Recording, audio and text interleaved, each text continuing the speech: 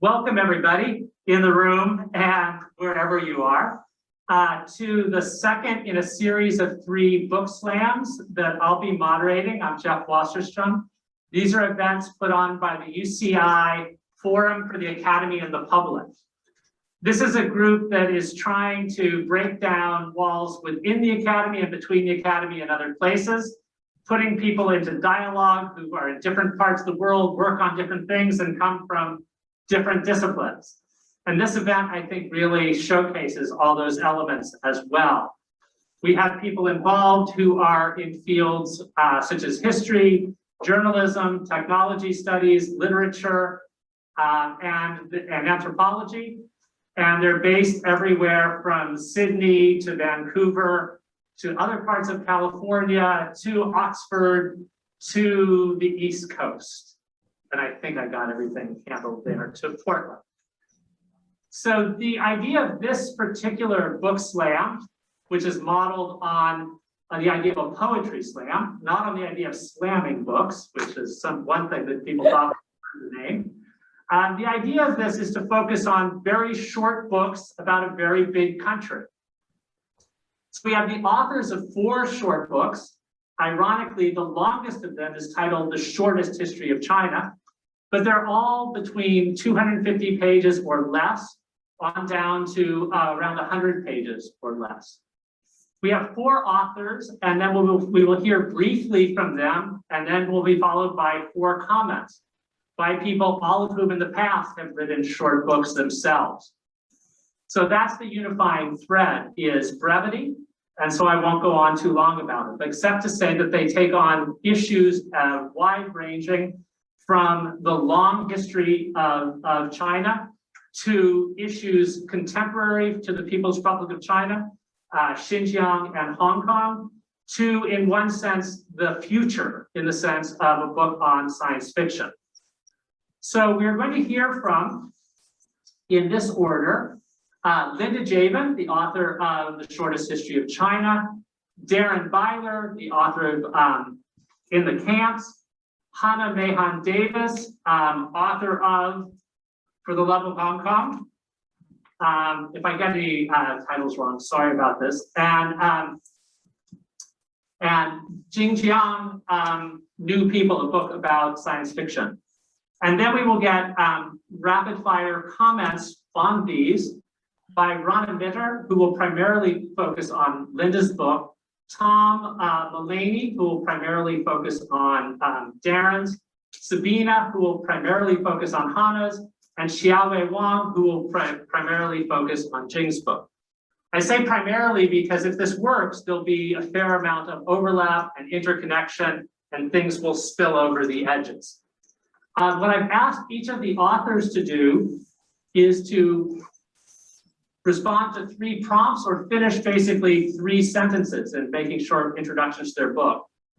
The sentences are, I wrote this book because the biggest challenge of doing it in short form was something that I think will surprise readers of this book is, and something that surprised me in the process of writing it was. So those are 4 books. So without further ado, Linda in Sydney, take it away. Thank you so much, Jeff, and hello, everyone. It's a real honor to be here. I'm a freelance writer, a novelist, and an associate editor of the Center on China and the World at the Australian National University. I've written this Shortest History of China. Why in the short form? I think that these days, more people around the world know China as a threat or a problem, but they don't know the country. So they know it more as a threat than a country. And they might have interest in knowing what is this country that's, seems to be becoming a problem for so much of the established world order. Whether or not that's a fair world order or not is another story. But what is this country? Where does it come from? And one of the problems is that there's so many great books on China. I mean, this is just a short part of my China shelves in back of me. There's so many great books on China in English and Chinese and other languages as well.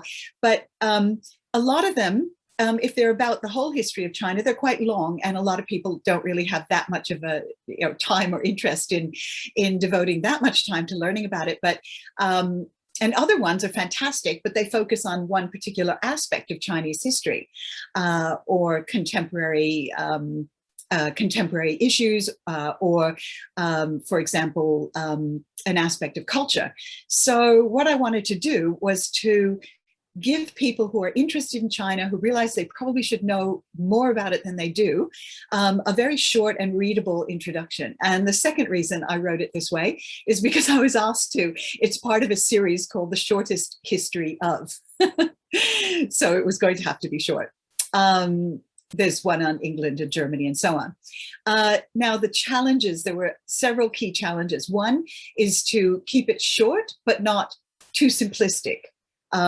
To put things in there that both a general reader will understand and be interested in and be able to follow, and yet a specialist reader will find, I want to make the specialist reader go, oh, I didn't know that, or I hadn't realized that, even if it's just the fact that Kublai Khan, one of Kublai Khan's best advisors was his mother, things like that. I wanted to put enough in there that everybody would get something out of it.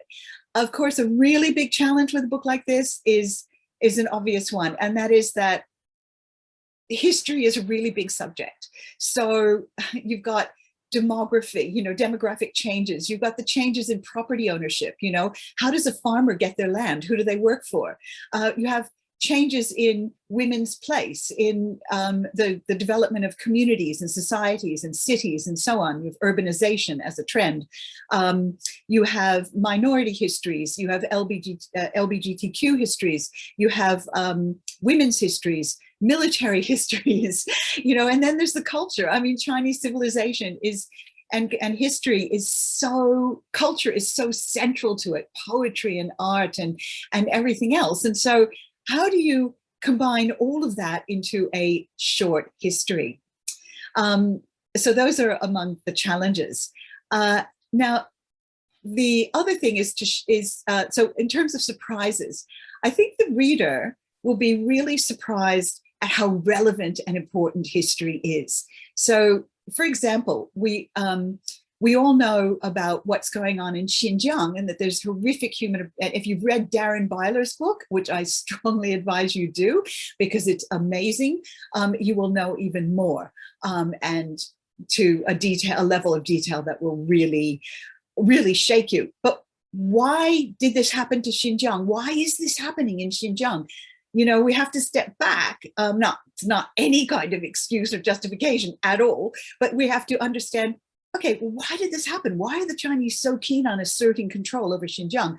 Part of it does have to do with Xinjiang's geographic location, where it is, the borders that it has, and so on, and obviously the amount of natural resources that it contains. But there's a whole history, and if you understand where it kind of came from, the Silk Roads, that history, and then the fact that it was a really hard conquest. It was only conquered in the 18th century, and then it had to be conquered again. And it's had a very, so you can kind of see this isn't just something that sprang up out of nowhere. Xinjiang, the Chinese will say it's always been a part of history, but if you read history, you'll know that that's not really quite true. So you begin to understand. Again, Hong Kong, when you read Hana Meihan Davis's book, you'll see here is Hong Kong today. But where did that come from? What were the unequal treaties? What is that all about? Why is it such a thing for China to exert its control over Hong Kong? So I think the reader will be surprised by that kind of thing. For me, I was surprised by how well it fit together, because I had all these pieces and I didn't know how the puzzle was going to come together. And I realized as I did it, that it really did become a narrative that that shows up certain themes that are enduring themes in history, including fear of corruption, or the danger that corruption poses to any form of government, the problem of succession, of orderly succession, the obsession with unification, and so on. All of this it emerges as themes in history. And I was really glad as I was writing it to see that that actually worked, and that there are these resonances, and they kind of occurred as I was writing. I was kind of surprised by how well that worked. So very briefly, is the Battle of Red Cliffs, big military battle in the 3rd century. In the Sung dynasty, in like the 10th, 11th centuries, you have a poet who writes about how everything is ephemeral and the heroes of yesterday are there no more. And he's looking at the site and who knows where the site is and all that sort of thing. And then in the Ming dynasty, a novel arises, and the novel's first sentence reflects Mencius, a philosopher from 500 BCE, and his whole notion of order and chaos, unity and disunity. Then we go again and again, this thing resonates, and we get to Mao's period, and he writes a poem which answers the poem from the Song dynasty and basically says, you want heroes? Here's a hero. They're of this day, you know? So these are the different things for my book, and I think I've probably used my 7 minutes. Thank you so much. Great, thanks a lot. On to you, Darren. Great. That was a really wonderful introduction to the program and to my work as well. So I'm Darren Byler. I'm an anthropologist at the University of Simon Fraser University. I was going to say my previous institute, which is in Vancouver. And I'm an anthropologist. I've been doing research in Northwest China for over a decade now. Been really trying to make sense out of what's happened to the people I know in that location. And that's really why I wrote this book, In the Camps, China's High-Tech Penal Colony. Because when people started to delete me on WeChat in 2017, and I started to hear stories of people being taken away at a really massive scale, I began to really understand that people were living history, that this was a world historical moment of mass internment. And there's not many people that are positioned to think about what was there before and what's happening now and why is it happening right now. And so I set out to write that story. A lot of it was really driven by my obligation to the people I had spent years with, living in the region, doing fieldwork with, who had told me their stories. And so they had really trusted me with their lives in some ways. And that's what I decided to do in the book, is to try to have them, the people I was meeting and interviewing, narrate the story of what it means to be sort of subsumed by a technology system and a mass internment campaign. So the biggest challenge really in writing the book was to sort of balance narrative with evidence, because this is quite a sensitive topic that's still very dynamic. It's happening right now, and it has sort of global attention being paid to it. And so I really wanted to, footnote everything and make sure that everything is airtight. But I still wanted to have the narrative voice sort of drive the story, of these people. And I wanted the reader to be able to sort of think with them and feel with them. And so I decided what I needed to do was really focus on sort of the banal aspects of living with these systems of technology and surveillance, and what it means to have family separation be widespread throughout your community. And sort of make small truth claims that add up to something larger as they build. But difficult to do in a short book. I tried my best. The other trap I was trying to avoid as I was writing this is, because it's so politically charged, and because xenophobia is so rife in the world, anti-China sentiment is widespread, I really had to work very consciously to think about how I wanted to tell this story in a way that doesn't make it a sort of us versus them kind of narrative, a bad China, good US sort of binary, which is how the sort of new Cold War discourse is projecting, is being projected onto the world. So I really strove to show how these technologies, which emerged in the mid-2010s, really have their origins in the United States and in counterinsurgency theory and the global war on terror, and how that traveled to China. And so we can't really say that this is, a unique story to China entirely. There's some unique aspects to it, but it's part of our global moment when it comes to political systems and also economic systems. And so I think, disrupting that binary is something I strove to do, and probably is the biggest surprise for readers is when they arrive in the last chapter, they realize that it's going to be a lot about Seattle, and the way that technology that emerges from Microsoft and the University of Washington and companies that are associated with them is part of the story that shows up in Xinjiang. And I, show how, a logo for one of those companies is on the face scan machine that I encounter in a hotel in Urumqi.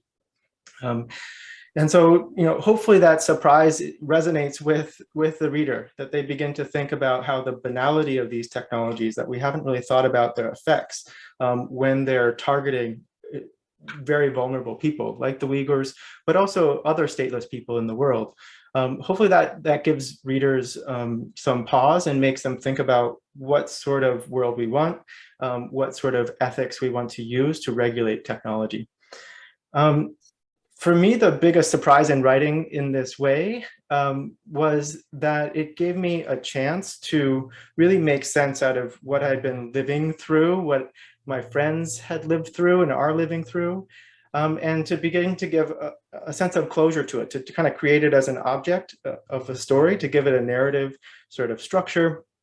And also to challenge myself to say it as simply as possible, to sort of strip down some of my tendencies to turn towards critical theory and some of my anthropology writerly training, and instead think about how do I make this as evocative as possible? How can I really capture these poetic moments that I'm hearing from people, that they're showing me through their bodies as they're telling the story of living in the camps or being separated from family.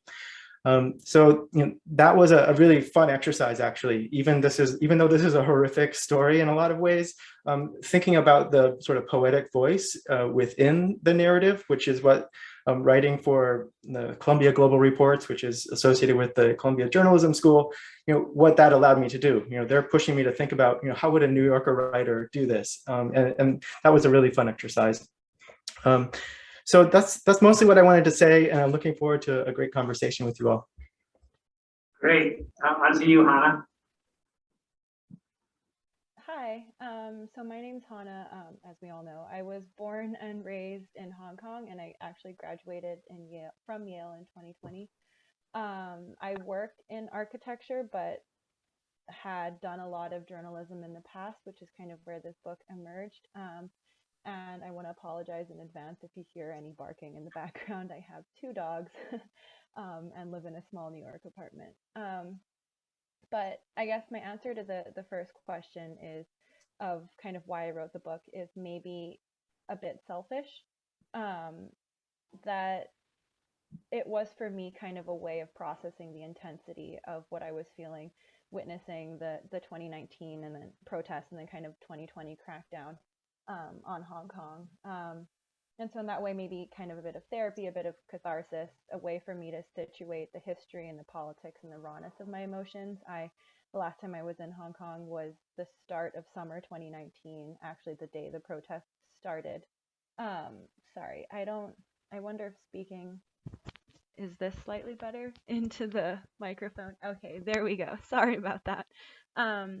But yeah, I left Hong Kong right before the protest started and was never actually there to witness any of it, and had been interning at the Washington Post, writing about Hong Kong and going back to my senior fall. And so kind of what it meant to process all of this from abroad, and to continually process, I guess, every time you open the news about Hong Kong, there's never anything good coming out. And I guess that kind of leads to the shortness of the book, but it is, I think, the shortest book by maybe about, I don't know, 30, 40 pages or more. But my background in writing is almost entirely in journalism. And so this book kind of lives in that space that is, both memoir meets long form essay meets a bunch of interviews I did with people, with various ties to Hong Kong. And so this kind of short form was perfect for that. And something, I guess, that may surprise readers of the book is, I think, how deeply rooted this feeling is that my generation of Hong Kongers, which are the kind of teenagers and 20-somethings that were born immediately before or after the 1997 handover are this cursed generation that we were sort of forced by necessity to bear the mantle of protest and to kind of confront what a history or what a future might look like, of Chinese kind of rule over Hong Kong. But we were also given this space in the early 2000s and, you know, right up until probably 2018, 2019 of a real sense of freedom in Hong Kong. My high school had human rights programs, and we regularly had guest speakers come that were deeply involved in the democracy movement, but also involved, you know, in pro-establishment, pro-China government positions. And so it was this moment where you really could kind of think and kind of side with whatever side of politics you wanted, or completely reject politics. And Hong Kong, I think, now has become a place where anytime you think about it or talk about it, the politics inevitably kind of seep in. And so I think that that's a bit surprising, and I think almost by extension, perhaps how historically rooted, which gets back to kind of what Linda was saying at the start, the current politics of Hong Kong are. I think on the surface, when 2019 was happening, it almost seemed like there was this sudden surge. But it was, I think, the latest protest in a series of kind of crests and troughs that lasted 3 decades, from the moment they started talking about the Sino-British Joint Declaration to hand Hong Kong back from the UK to the CCP. And so I think that kind of history, combined with the city's relationship with both Chinese imperialism and British colonialism, is, I think, what makes Hong Kong so unique and what makes the protests so widespread. And then I guess something that surprised me about the process of writing the book was almost how inevitably hopeful everyone was when I spoke to them, and keeping in mind that I was speaking to people, you know, in 2020, after they had announced the national security law that basically changed Hong Kong forever as we knew it. And yet every single person I spoke with couldn't help but just kind of deeply and vocally love Hong Kong, and just kind of, you know, express this almost undying hope that there would be a future where Hong Kong could exist, or at least we can place our hope in the people that have left Hong Kong, who are building lives abroad and continuing this story. Someone I spoke to phrased it as kind of a Cantonese soundscape, or that Hong Kong is not a place in geography or history or, you know, even politics, but it's a phenomenon. It's a people that represent an idea. And something that one of the people who's a kind of senior journalist in Hong Kong, Chris Young, I spoke with, he said that, you know, you love Hong Kong, but maybe you find that Hong Kong isn't a place worth your love anymore. And that quote really struck me, because he's choosing to stay in Hong Kong, which shows how much he loves it. And I think that was something that I almost set out writing the book being like, well, this is, you know, the tombstone for Hong Kong. It's all dire and everything's kind of faded into the dust. But I myself couldn't help but end it, you know, somewhat hopefully, if not for my personal sake, for people reading it, I guess. But I think that was really surprising to me. And yeah, I'm excited to hear how the rest of this conversation goes. And thank you for having me, Jeff. This is great. Wonderful. Moving on now to Jing Jiang on science fiction. I'll just interject one thing. I realized this listening to this, the first conversation I ever had with Hana was about science fiction. When I asked what novel came to her mind when she thought about Hong Kong's situation, and she said The Hunger Games. And the first conversation that I had with Darren was about science fiction. We met and we were talking about Xinjiang, and he pointed to me to something in his dissertation and talked early in it about somebody telling him that he felt they were living through the Hunger Games. So there's a mode for thinking through dilemmas of the present, science fiction and science fiction of the past as well. So it's not as big a leap, I think, to move from here to science fiction. So Jing, please introduce yourself in your book. All right. Thank you, Jeff. Thank you, everybody else. I really enjoyed reading your work. Especially when I was reading Darren's book, I was reminded of contemporary Chinese science fiction's Han Song's words that the Chinese reality is already science fictional. Okay, on to my own work. I became interested in the topic of this book many years ago when I discovered that Lu Xun had a science fiction phase before he decisively ended his medical studies to pursue a literary calling. Then came the realization that science fiction was originally front and center in the sea change taking place in the Chinese literary and cultural scene at the turn of the 20th century, with the simultaneous rise of the novel and the discourse of science. Cultural luminaries like Liang Qichao passionately promoted it. Translation of global sci-fi boomed. Writers embraced the genre in theory and in practice. Then the form kind of ran out of momentum after its very thunderous beginning. Sort of just fell by the wayside. The second boom didn't happen until the late 1970s and 1980s. So in the 21st century, Chinese science fiction burst yet again onto the literary scene, dazzling audiences both at home and abroad. I want to make it clear that what my book is about is not the contemporary science fiction, but I was more interested in exploring the prehistory of this genre in 20th century China before its current flowering. The biggest challenge of writing this book in short form was liberating for me. And it was strangely reassuring as there was no pressure to produce a weighty tome. It also fits the subject matter pretty well as the story of science fiction, at least in the 20th century, can boast of neither consistent development nor massive output. While finding comfort in the idea that less is okay, I also enjoyed the challenge to strive for the idea of less and more, to really say what I find to be most important or interesting. It's hard for me to predict what aspect of my book will surprise the readers, as the readers today are all so well informed. If I have to venture a guess, maybe readers would be surprised to find how closely Chinese science fiction engaged and dialogued with global science fiction through the mediation of translation. So in a sense, what my book wanted to accomplish was really just the preliminary work to bring the global into the discussion of Chinese science fiction. Many of the stories I looked at were literally found in translation. Sometimes there was barely any time lag between translation and creation.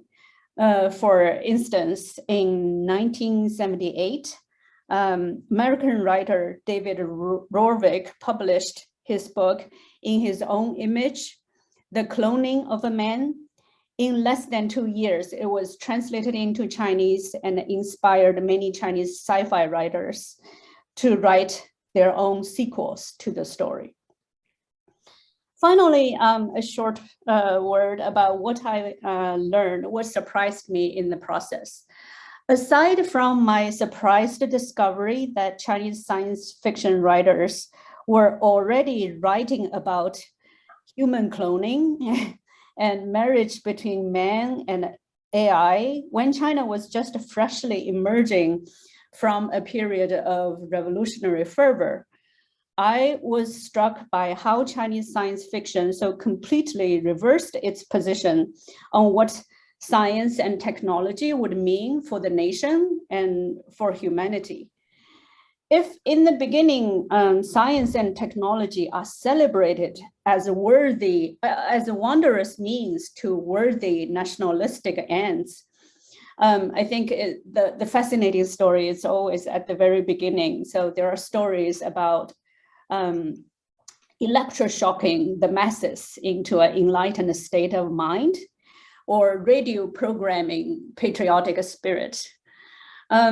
So that's very much in the early phase, but later science fiction began, in my opinion, to argue ardently for the upholding of humanist values, and sound the alarm that humanity would inevitably atrophy or diminish when technology simply writes human freedom and agency out of the equation in its ruthless pursuit of economic development and political control.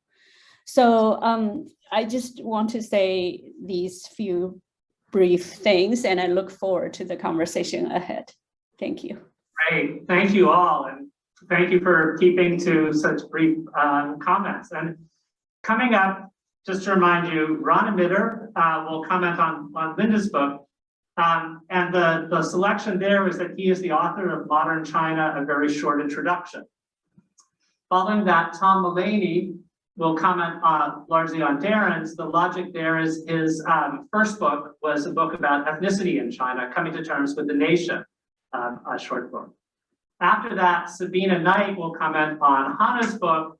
The logic there perhaps is Sabina has written extensively. She wrote the Modern Chinese Literature, A Very Short Introduction. It has also written on scar literature produced by generations that in some ways might fit with how Hana described hers.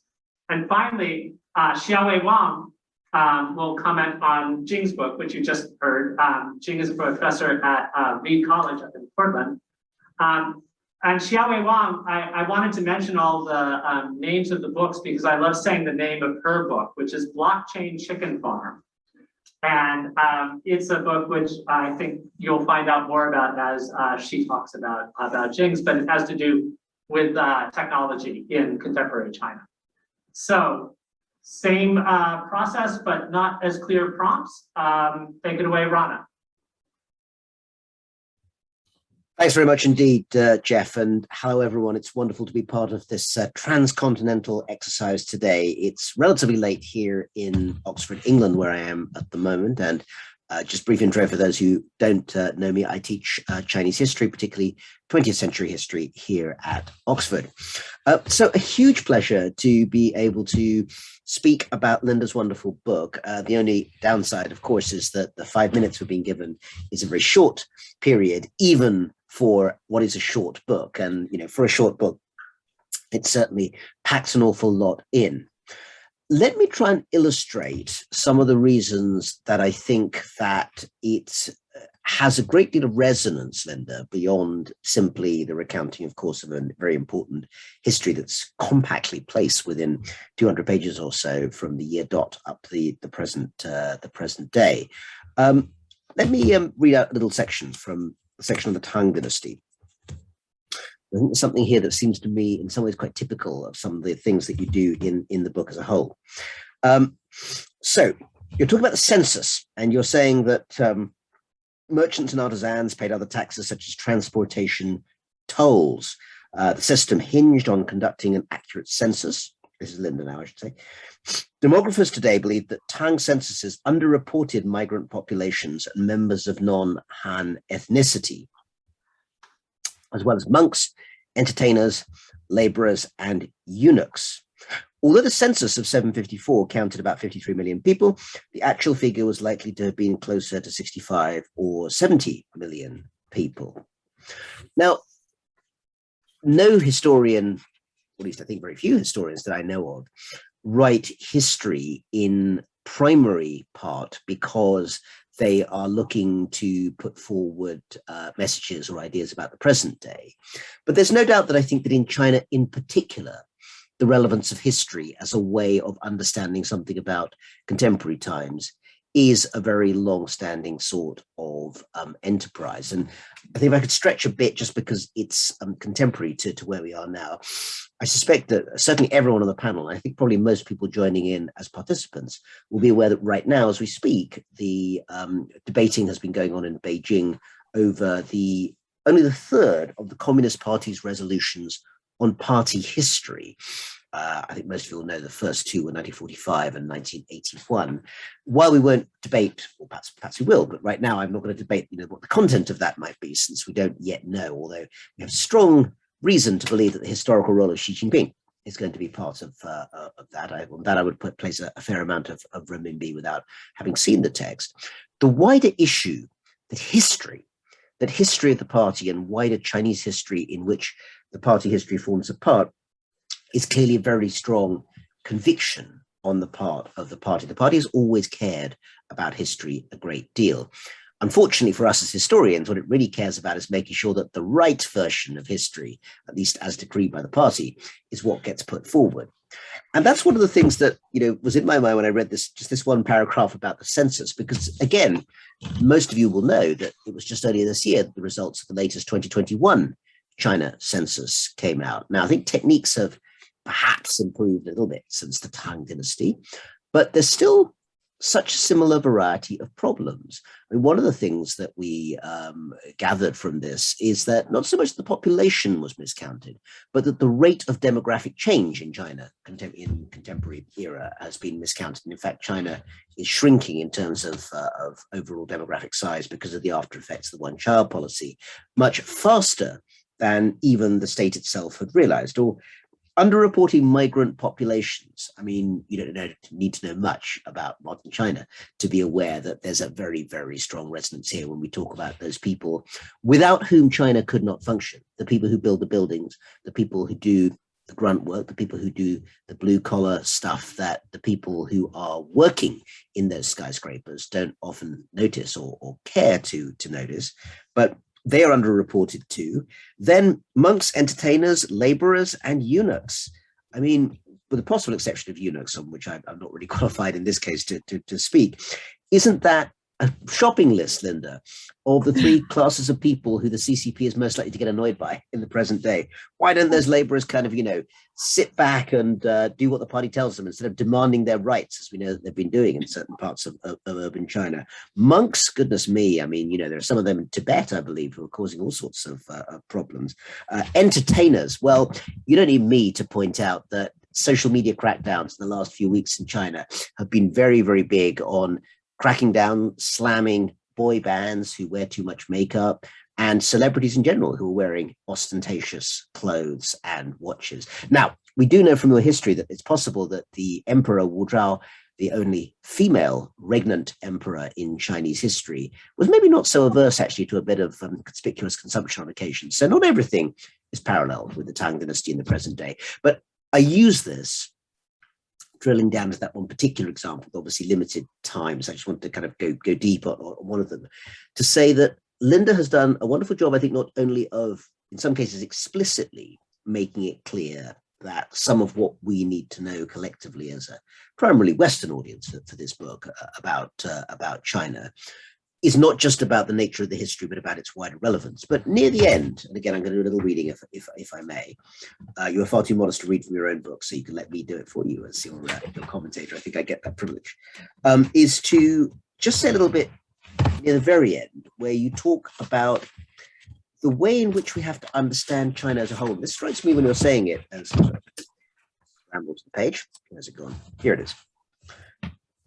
About the way in which I think over time, and again, this is really a question. So, when we come back to a discussion, I'd like to know if I've got the motivation right here. But after a wonderful section, and we're only on page 250, and already you've taken us through kind of about 3,500 years by this stage. And it's very much about the present day. We even got the July 1st, 2021. So it's bang up to date at the moment.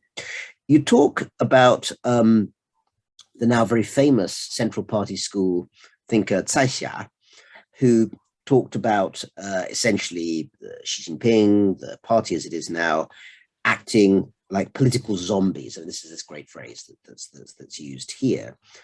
And you ask the question as to whether or not you say, well, perhaps she's right. That's your phrasing on page 251. Perhaps she's right. Or you say, maybe the wolf warrior patriots permanently enraged over a century of humiliation represent majority opinion, as they and the official press claim. So that's the other part. Could be that way. Or then you say, then again, maybe when the voices of the dissidents, iconoclasts, eccentrics, wits, free spirits, and friends with arguments who have enlivened Chinese society and culture for so long, are silenced by censorship or fear or imprisonment, they only appear to represent those groups. I don't think I am making too big a leap to say that I suspect that I know that your sympathies, and probably all of our sympathies, lie very much with the third of those group of people. And it was that connection between that final statement and what you said about the Tang Dynasty that brought them together, the idea that these monks, eccentrics, entertainers, perhaps eunuchs as well, are still with us one way or another. But it strikes me as a book that puts that particular body of Chinese thinkers, actors, people who make the culture very much at the forefront. So the final thing I'd say, I think I've had my 5 minutes fairly clearly, is that this is a wonderful book, and even those who know a great deal of Chinese history will learn tremendous amounts from many nuggets and vignettes that are in it. That's certainly worthwhile. But I suppose the challenging question, because as a discussion here, it's worth, I think, putting some tough questions to ourselves, is with that set of choices that you give us at the end, about at least 3 different ways of thinking about the China of today in historical perspective: the political zombie view, the wolf warrior view, or the glorious eccentric monk view. Is it more that we would like the latter to be the dominant thread, or is it that there is some evidence to suggest that it really is? Because right now, if we look at everything from Chinese social media to perhaps the way in which middle-class opinion is turning in a pretty nationalistic direction, it's not entirely clear whether or not that hope is going to be fulfilled. And to make that point is no reflection on an excellent book, which everyone should read and will make everyone think. Okay, I'll hand back to you, Jeff. Thank you. Thank you. Thank you so much. Okay, on to you, Tom. Tom? Hello, can you hear me okay? All right. So I had the pleasure of kind of being paired with Darren, and it's actually we have two dates this week because I'm such an admirer of Darren's work that I also invited him to, and he graciously accepted to be a guest lecturer in a class I'm teaching on Thursday. So I always want to be around this scholar.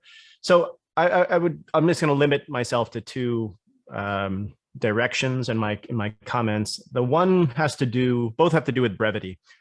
And the first goes something like this. So it seems to me that in the context of all the titles, all the books that we're dealing with today, that the brevity of the works themselves carry with them, the brevity is part of the point.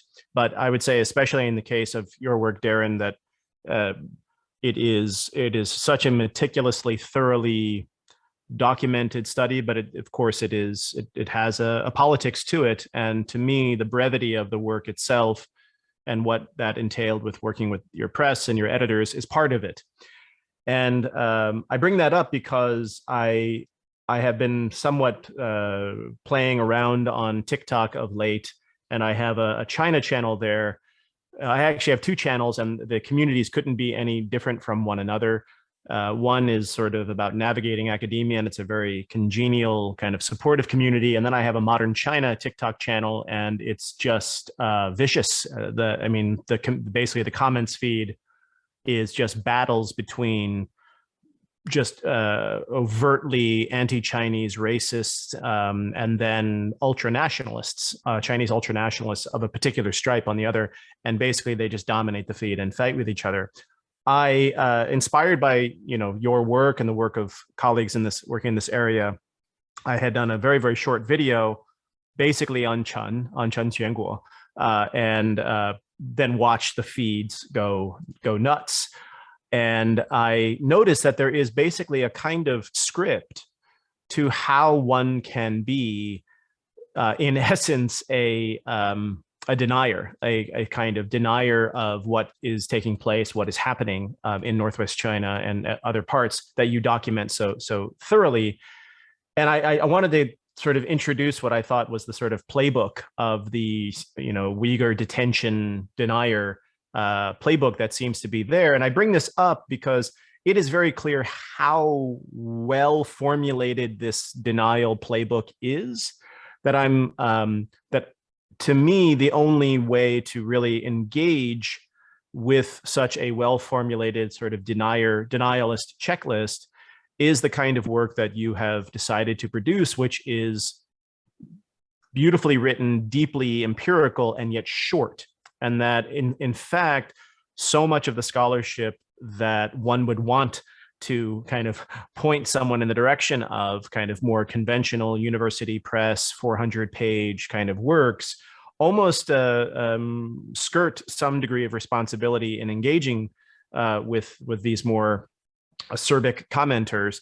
And that I'm wondering if you had this in mind, that your work is actually now solid ground on which to, if one has the gumption to do so, actually venture into these hellholes of comment feeds. But basically, the playbook goes something like this: that any discussion of detention is a CIA-funded effort, also pointing out to theories of CIA funding of Uyghur separatism, moral equivalency. So let's look at what the United States in particular has done in places like Afghanistan with the global war on terror. Another one, which actually gets to questions of demographics. If this is all true, then how do we account for the growth of Uyghur population across different census periods? And then a very strange oscillation that this never happened. This is pure fiction, and the situation on the ground with terrorists had become so bad that it was necessary, and it was a good thing that it happened, and you would have done the same thing, commenter. And often it's the same commenter oscillating between these two poles, that it is just broadly a piece or a plank in broader US anti-Chinese propaganda. One of my favorites, because it tries to delve into the sort of subtleties of things, is when we look at the scholarship of Darren Byler or Adrian Zenz or others, and we're shown aerial footage from things that look various, like Google Maps, Google Earth, of so-called detention centers and camps. How come the resolution is so low? The United States has one of the most advanced spy satellite industries, in the world. Wouldn't we have actual smoking gun kind of issues? Why do we see all these low resolution grainy images? That it's Zionist propaganda. And then one that just shows up again and again, simply just a comment, Adrian Zenz, just that. And so there's something, as I was reading it, in addition to just delving into the subject matter and learning so much, is that this is the first work I have seen that meets the brevity of this denialist playbook with a brevity of rich empirical scholarship. And so I think one thing that I would like to discuss across all of the authors when we get to the broader Q&A is, what is the politics of everyone's brevity? Because, and this is just a quick aside, and then I'll stop, is, as Jeff mentioned, my first book was short, but I was mortally embarrassed when I realized what the page length was going to be in the page count. Like, I wasn't planning on writing a short book. I was actually operating under this absolutely ridiculous assumption that Microsoft Word pagination would roughly equal like a book pagination. And only when I saw it in page-proof format did I say, that's it. Like, I'm going to be, this is a master's thesis. People are not going to take this seriously. They're going to, say goodbye to tenure, say goodbye to this and that. And I had people saying, like, well, can't you just like put more adjectives in? And it was this scramble. I remember when I saw it in page-proof format in my first book, and I had to sort of come to terms with coming to terms with my book.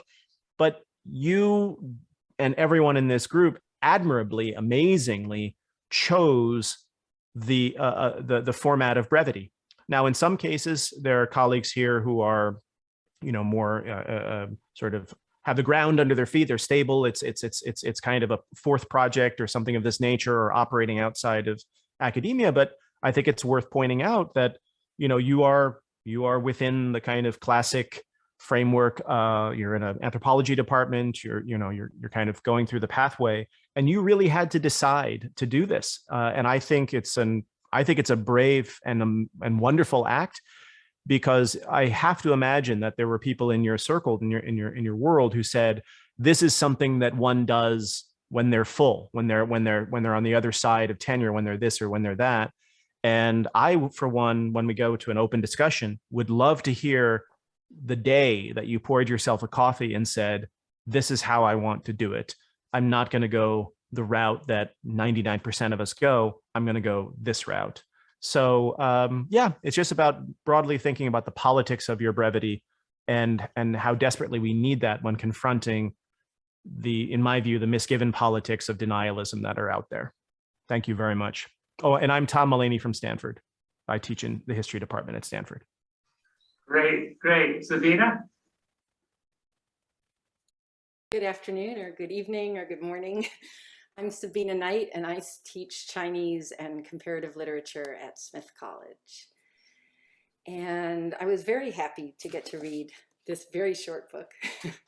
And especially because I'm a literature professor, and so I'm a close reader, so it's easier for me to look at little details in a short book than it would be for me to deal with the large spans that I loved of Linda Jaivin's book. But I'm glad I didn't have to comment on that one.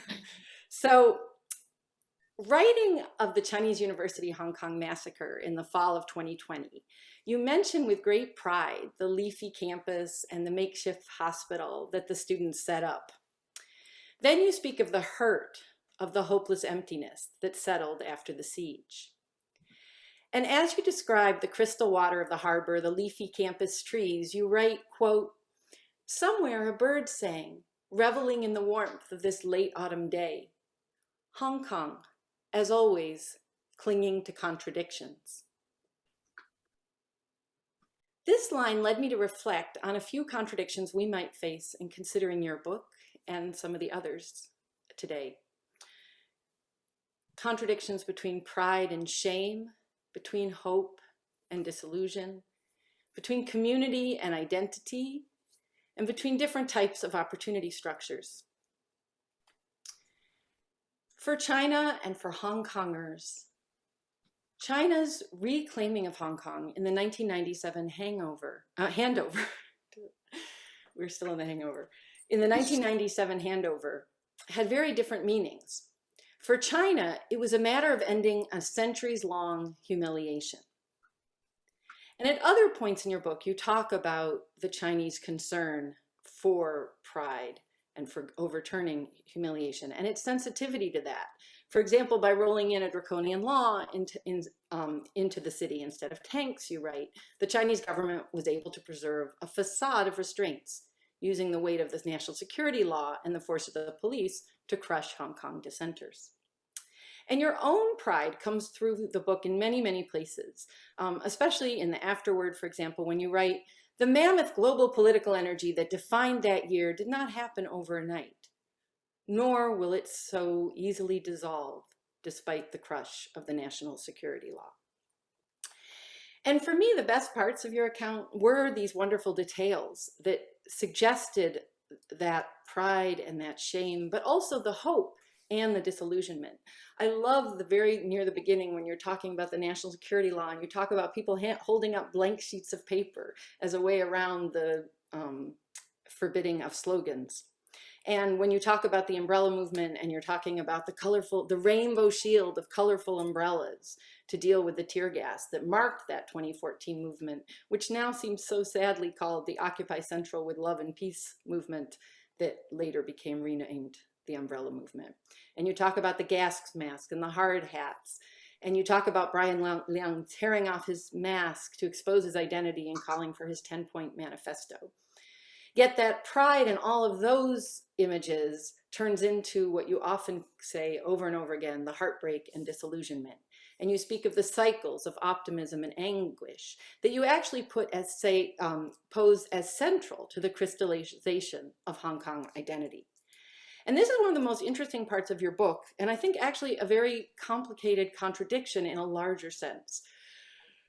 In your vivid descriptions of the protests, of Jimmy Lai in handcuffs, in the legislators arrested, in Martin Lee's handcuffing, arrest and sentencing, there's a lot of, there's the sense of this community that the mass political mobilization and the identification with these big figures brought together. And the amount of solidarity is remarkable, that 1.7 million people came out in the protests of August 2019. 1.7 million out of 7 million people. That's just astounding. And when you get into the sense of identity, it's a very, very interesting part of the book. But I'm actually going to think about in this, and maybe in thinking about the Uyghurs and the Chinese, that there's actually somewhat of a contradiction when we are concerned about identity and we're concerned about community. So when you ask about identity, you say, what does it mean to have an identity? What does it mean to be educated, to be a Chinese? If China does not cherish the values that we hold as Hong Kongers, should we identify as Chinese? And your interest in what it means to be Generation Hong Kong is very important. And you write, with no memories of a British Hong Kong, with no attachment to China, mine as this generation. And it is a very important point that 75% of youth from 18 to 29 years old identified as Hong Kongers. But then when you talk about what it means to be a Hong Konger, you say, to be a Hong Konger is to be part of a collective pursuit of freedom, resilient and resistant oppression. To be a Hong Konger is to be a symbol of the global fight for freedom and hope, a phenomenon that extends boundaries of space and time. So this is quite interesting because, as you say in another part of the book, between when the British flag came down and the Chinese and the other flag went up, there were 5 seconds of sovereignty for Hong Kong. And what would a counterfactual be? What would that sovereignty look like? And one of the things that I find really interesting about concerns for identity is that the same time that we want identities and we want to protect the freedom to have religious or cultural identities, that same bundling of people together that causes a sense of community that's so important for mass movements and that's so important to grasp as an opportunity structure for justice and human rights and political, that's not unrelated to the sense of nationalistic identity that is sometimes being protected, to the fear of which and the need to protect the pride of another national identity or another history, the kind of history that Linda Jaivin has so nicely laid out to us in such brief form, but that also might lead us to think about what is this thing China. That those things are actually somewhat in tension. So if polls predict that more than 300,000 citizens will immigrate to the UK, 300 Hong Kong citizens will immigrate to the UK, to the United Kingdom, and hundreds of thousands more to other countries, and that those who remain have to you quote, those who remain must reimagine their careers, their dreams, their families. They must choose silence after a lifetime of speaking truth. I was thinking about what kind of opportunity structures are left. And one of the things I kept thinking about was you talk with such respect for the protesters and we're in the Hong Kong world, but being a cosmopolitan citizen from other places, I kept thinking about where are we in this story? And I was thinking about the opportunity structures for political freedom and the opportunity structures for economic freedom. So this comes up obviously with the Uyghurs. And just as in Hong Kong, that as an international community, why aren't we doing more? So I wondered, Hana, if you feel a sense of betrayal. Like you have this wonderful part in the book where you're, a couple of different times, you discuss Nathan Law addressing the US Congress about Hong Kong and the situation there. But do you feel a sense of betrayal about how the international community has or hasn't come through for Hong Kong? I mean, over and over, I've just thought, have we given up on Hong Kong? Is the world just letting this happen? And as somebody wrote a long, long time ago, I think it was Ni Kuang or somebody said, Tibetans today are the Hong Kongers of tomorrow. And now people are saying we're all Hong Kongers, are the Hong Kongers of today, the rest of us tomorrow, are the Uyghurs of today, the rest of us tomorrow. And if we aren't doing it, why not? We have these opportunities. And if you know how opportunity structures work, you don't want to let these go and just forget about it and think, oh, well, it'll be okay. We'll have a better opportunity somewhere else. So what's the contradiction there? It's the opportunity to make money. It's the economic opportunity structures. So I was thinking about how to put the books together that way. Thank you. Thanks. Xiaowei? Hi, everyone. I'm Xiaowei Wang, and I am the author of Blockchain Chicken Farm and Other Stories of Tech in China's Countryside. And I had the great pleasure of reading Found in Translation by Jing Jiang.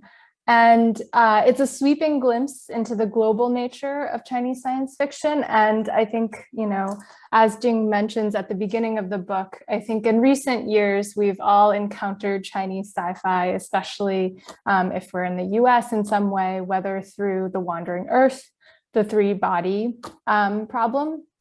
And I think the ways that Chinese sci-fi in these contexts are talked about is kind of seen under the binary of either a strict notion of isolationism, that China is embarking on this grand nation building project in isolation, or against the backdrop of digital technology and that we are now more connected than ever. And so it's somewhere within those binaries that Chinese sci-fi has this kind of meta level discourse. And I love the ways that this book specifically, that Jing is unpacking and unraveling this history, the ways that Chinese sci-fi writers were in direct dialogue with sci-fi writers in the West, and the ways that sci-fi was developed and co-constituted by science as an ideology in China, particularly after the Sino-Japanese War. And as Jing writes, science fiction in China is a product of historical circumstances that called for a new way of apprehending and being in the world that understands the self not in complacent terms to self-sufficiency, but instead relationship to other nation states in a global context. And I think this has huge resonances today, right? Especially in the narratives surrounding China, the narratives of the US in China, and the narratives that we have about China. And I will say that literary history is not my wheelhouse, and I rather enjoyed this book.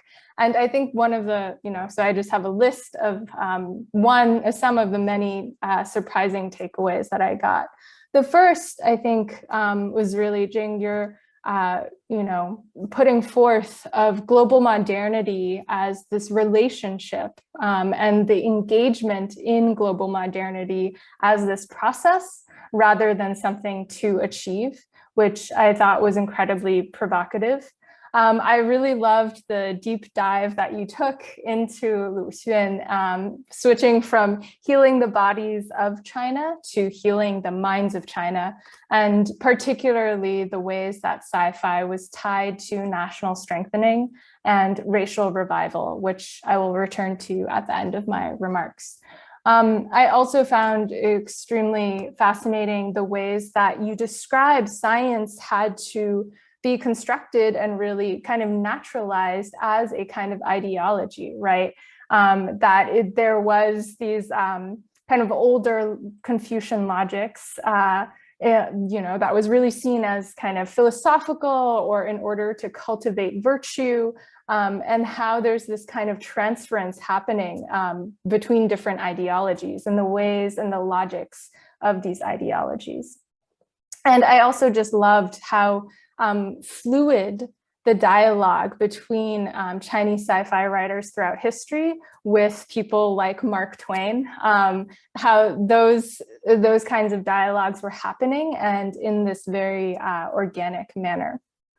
So one of the kind of overarching themes that I found really fascinating, and it's literally in the title of your book, New People in 20th Century Chinese Science Fiction, is this notion of the human. So there's sometimes, I think, especially, when we talk about postmodernism and postmodern literature, that it's about this loss of meaning surrounding the human. And what I found really fascinating is all the examples that you've shown us through this book is that the human has been constantly this site, this narrative of not only nation building, but imagining, what that looks like in relationship to technology and how technology shapes what we think of as the human. And, you mentioned the socialist new person and how robots become seen as vehicles and vessels for labor. And I think, these have like enormous consequences today, both when we think about technology and also, some of the other books, especially Darren's work. And so tying this to maybe, post-colonial notions around the questions of humanity. So I'm thinking of the work of Sylvia Wynter, the writer Alexander Wahelier, who writes a lot about Black feminist notions of the human. I'm curious for all of us in discussion, how is this question of humanity or humanists shaped by technology? How much is it tied to both racial revival and these questions of Han-ness or Han identity? And I really see this as a way of, where, that word human, this these kind of systems of power become naturalized as a question of who is deserving to be human and what that enables. And so, so what is this new human that's being shaped? And I love, so I will quote you.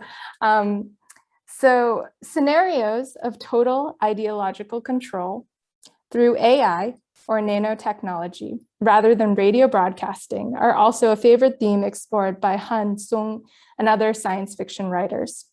In these technology-controlled worlds of the future China, people are uniformly happy and cheerful, speaking a sanitized language free of suffering, memory, or individuality.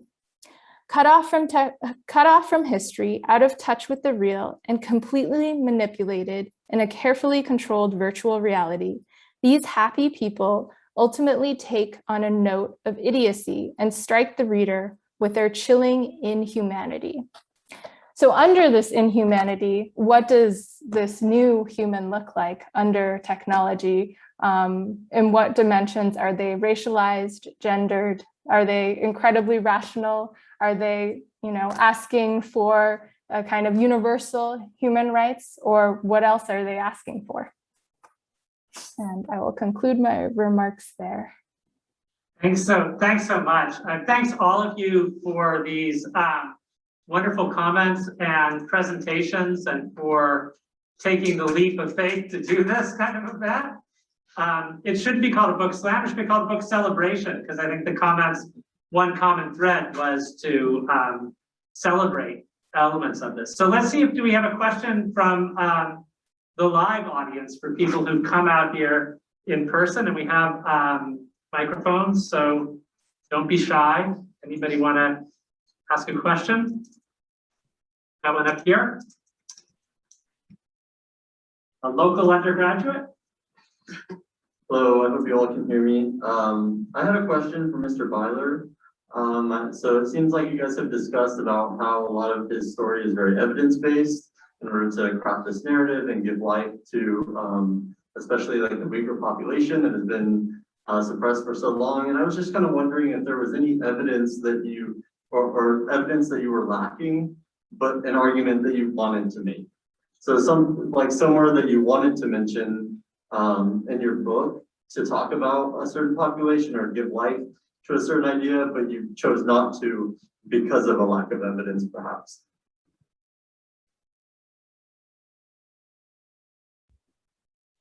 Sure, that's a good question. Yes, I decided at the outset that I would prioritize the everyday and more of the banality of the system.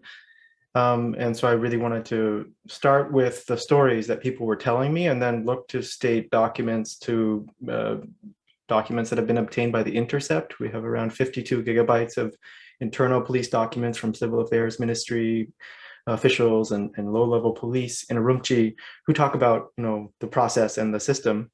And so matching those things up and triangulating is really what it's trying to do. But there's a lot I couldn't say, or I don't have enough information to speak to. And one thing I wish I could say more about is, what happens to the children when they're taken away from their parents and they end up in residential boarding schools. And there's a lot of discussion about sexual violence and things like that, which we have, some evidence of, but in terms of talking about it at scale, we really can't, I think. And so, I mentioned some of those things, but I don't dwell on them quite as much as I might if I had more evidence. I think if you're talking about something that's quite triggering, quite sensitive, you really need to be able to really pile on the evidence and descriptive sort of detail to make it real and authentic to the reader.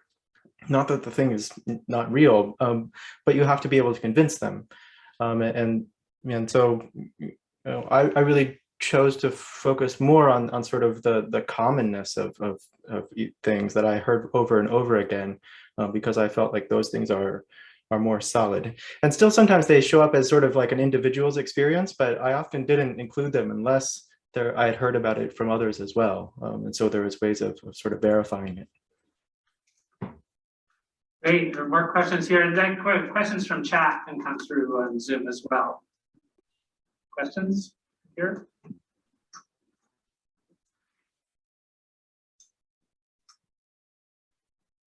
Hello, so Sabina said, as an international community, why aren't we doing more in regards to Hong Kong? And so I have a more general question for Hannah, which is like, when you were in the field, what were some of the needs expressed, and what do, I guess, us as individuals need to be doing for Hong Kong? That's a great question.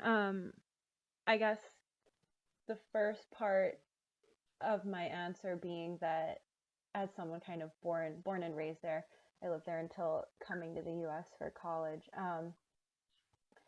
I think, understanding and empathy and a willingness to learn goes a long way. It's less, governmental level, but I think just the conversations I had with classmates throughout my time in school, but also especially during 2019 and 2020 was something that helped. It definitely, it was almost an isolating thing. You're in your senior fall, all your friends are having fun doing whatever, and I was, afraid to check the news every night and every morning because of what might be on it. And so kind of, I guess, forming community and being willing to listen and learn and checking in is a big thing. I think learning is a really important thing. Having, for me, it was a close group of friends that would read articles. They would even send me things and really kind of do a lot for the people they knew in their direct vicinity, going kind of through this completely surreal situation happening back home. And I guess on the broader thing is really to keep learning and to keep reading and to keep studying what's going on in Hong Kong, in Xinjiang, in Tibet, in China at large. The way that I think kind of news cycles and media happens, that, something huge happens in the US, a lot of the international news tends to get swallowed away. And I think that act of kind of resisting the almost forgetfulness that humans tend to settle in, I'm definitely guilty of that too, is something that's really important.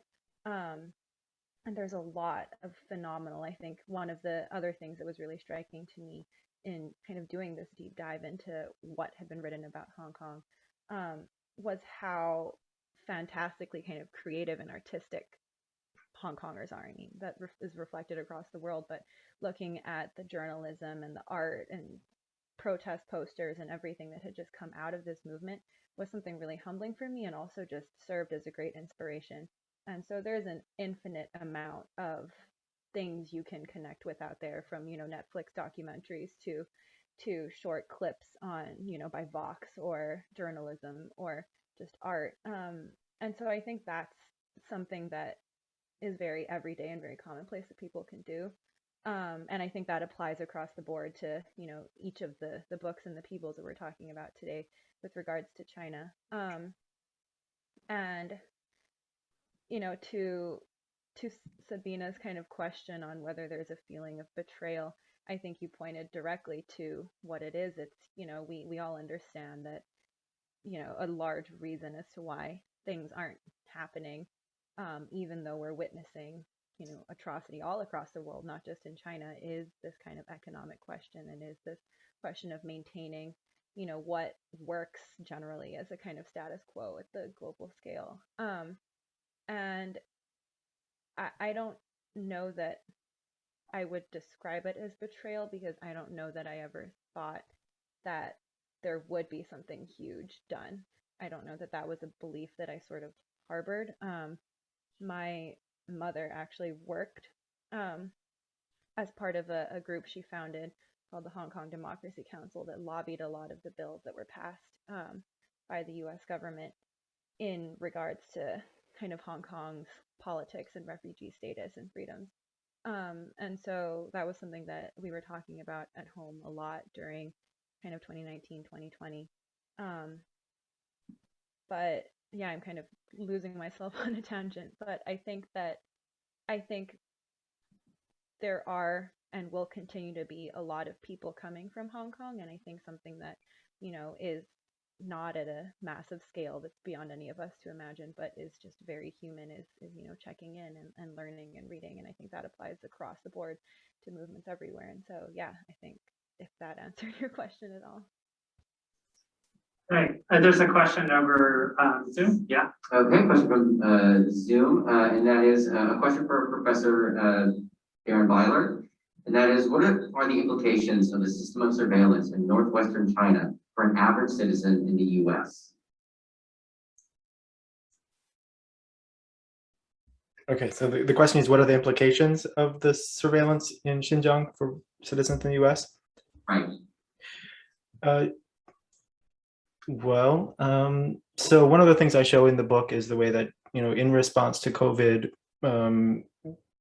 a number of large companies in the US began to buy heat tracking or heat mapping systems from some of the same companies that had built sort of the smart camp and smart city systems in Xinjiang.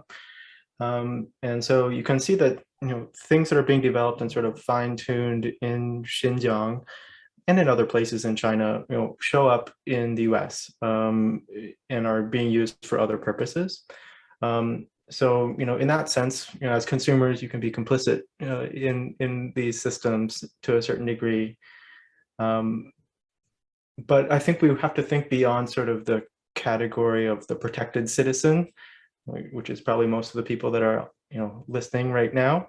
And think instead about what do these technologies do to unprotected people, to undocumented immigrants at the southern border of the U.S., for people that are being targeted in Hong Kong now. Those are the people whose lives are really upended by these systems, and it's not simply a kind of inconvenience. And I guess to answer Tom's questions a little bit, I decided to write this book in a short way, the brevity of it, because I wanted not really the Stalinists left to read it with the tankies, but instead, to get it into classrooms, to have high school students engage with it, to have regular readers engage with it.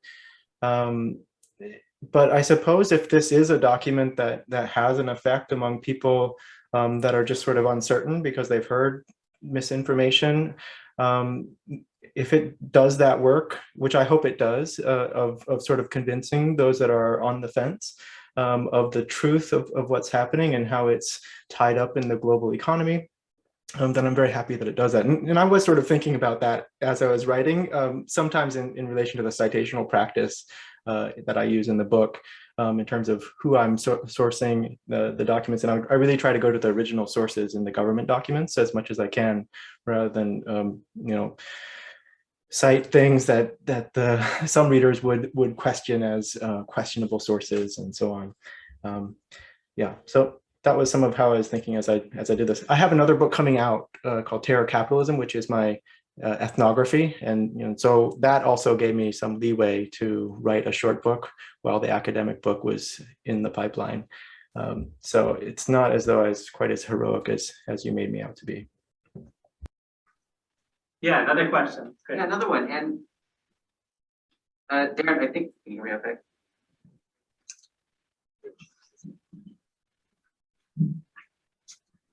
Sorry about that, everyone. Darren, your remark just now about your book's use as a pedagogical material in the classroom, I think feeds into another great question coming out of the Zoom audience, and that is a question to all the authors.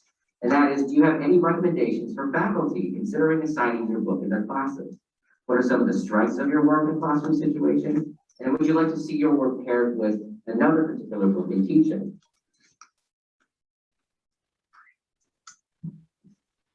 Yeah, that's great. A great question. I'm actually teaching Linda's book right now, so I think it's working well.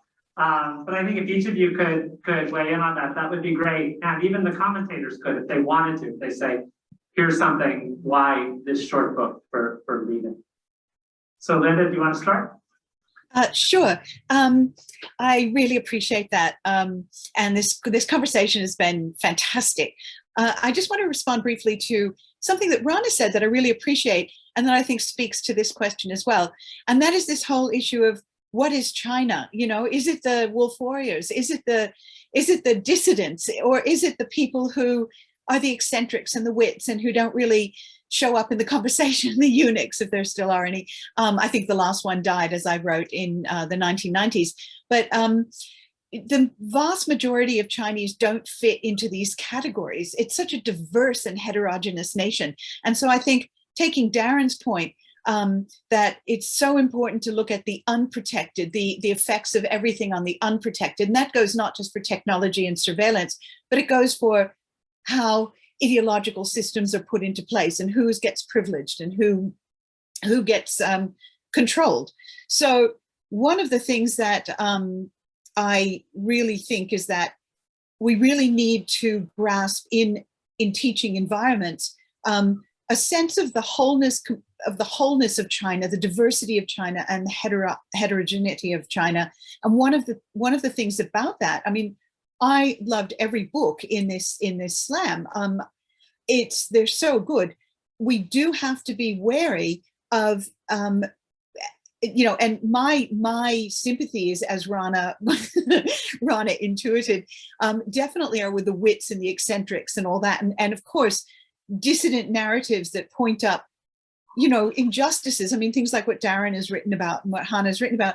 But I think we also have to always be aware that we don't want to other the people who don't join that thing that we happen to politically sympathize with. So, for example, my friends in Hong Kong, I was covering the Hong Kong Sino-British negotiations over Hong Kong as a journalist from 1982 to 1984. I lived in Hong Kong from 79 to 85. And that time there was this tremendous opening in China, Deng Xiaoping, all that. So many people were so excited about that and considering themselves very, very Chinese at that point. And I still know people from my generation. Some people are absolutely, they were marching every day and all of that. Other people sent me things on WeChat all the time of police, of people attacking the police and all of that. Like, I recognize that the story is not as simple as perhaps we would like it to be. I know lots of people in China who defend the Communist Party, and they do it for reasons that are not necessarily cynical or because they don't understand. They just have a different perspective. And I think we just need to keep that in mind. If I had one book I would like to be paired with, and I love all these books so much, I would be paired with Sabina, because her shortest, her Chinese literature is so valuable. It goes into, it would be very complementary with my own history, I think, because it goes into what I consider to be the heart of Chinese culture and civilization, which is literature. And if you even look at the Chinese word for it, civilization, Wenming, it contains wen, the pattern or writing in it. I think it's absolutely central, and I think it's that's where I would go Thank you so much. I probably talked too long. No, but I love the idea of what could you pair your book with? And I actually, listening to Tom's comments about the playbook and speaking back to it, I started thinking of books that I wish I had that I could assign or send people to. I'd like to have a book like Darren's about the comfort limit issue, in which there's a playbook and attacks on people in exactly the same way, but a short book that laid out the facts of that. The attacks getting out again of China, the attacks on people who are critics of Hindutva. You just want to have something, if this is going to be done at a level of kind of polemic, you want to have something that you can point an interested, educated person to read very quickly. But for the others, do you have any book that you could imagine your book being taught with? I think that's really a great question. Jing, do you have any thoughts on that?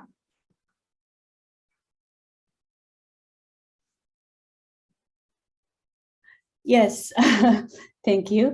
I think it's really, for me, I care about like bringing the topic of science fiction into more serious literary studies.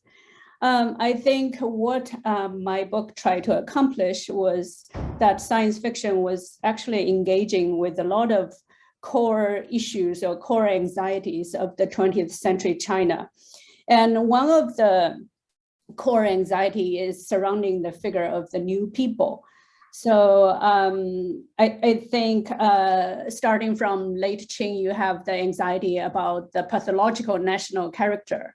And then Mao was trying to reform human nature. And then very recently, you hear a lot of talk about improve 人口素质, the quality of the people. So there's always that notion about somehow the Chinese national character is deficient, is flawed. And I think science fiction of the 20th century became an interesting forum or a proxy site to kind of tease out what a more perfect or less deficient version of new people might be.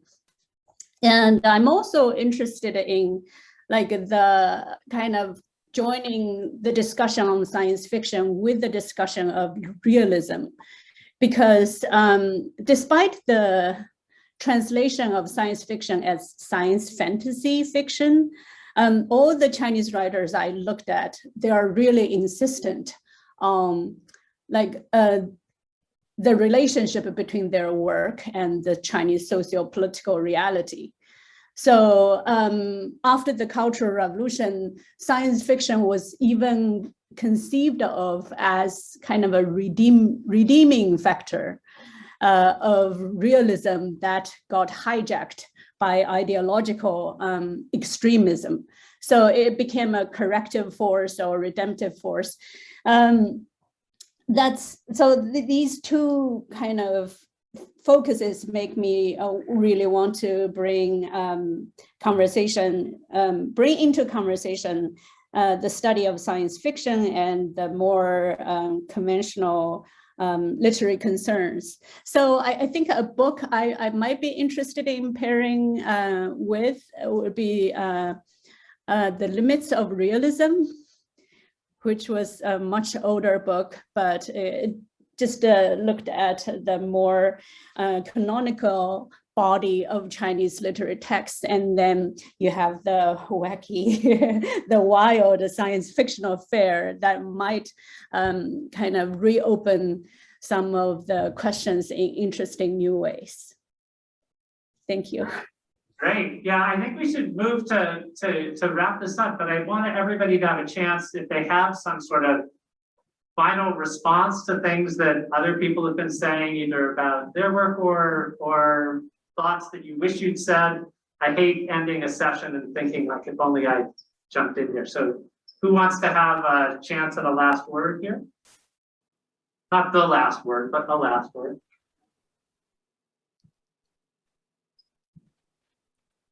We covered everything? Okay, well, with a short session on short books, we should end and in a short time there. And I just want to say again, just thank you all for jumping into this and doing it with such energy, vigor, and goodwill. So thanks to everybody. Bye.